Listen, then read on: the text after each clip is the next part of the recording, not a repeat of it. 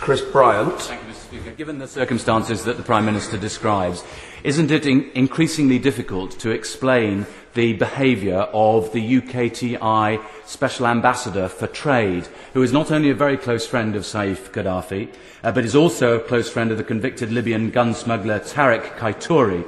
Isn't it time we dispensed with the services of the Duke of York? I'm not aware of the particular connections the honourable gentleman chooses to make. I'm very happy to look into them, but if we're going to disqualify friends of Saif Gaddafi from public life, I think he'll be saying goodbye to one or two of his old friends.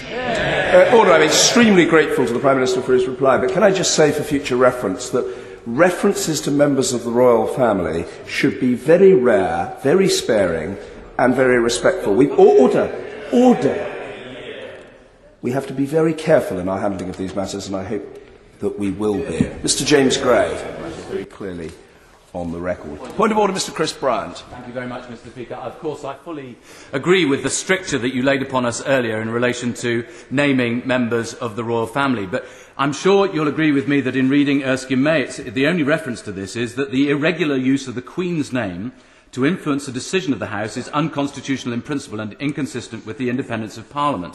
I presume it must therefore still be perfectly possible for us to criticise members of the royal family when they are playing a particular role as a trade ambassador for this country on behalf of UKTI, and that it would be possible for us to table written parliamentary questions in relation to that matter.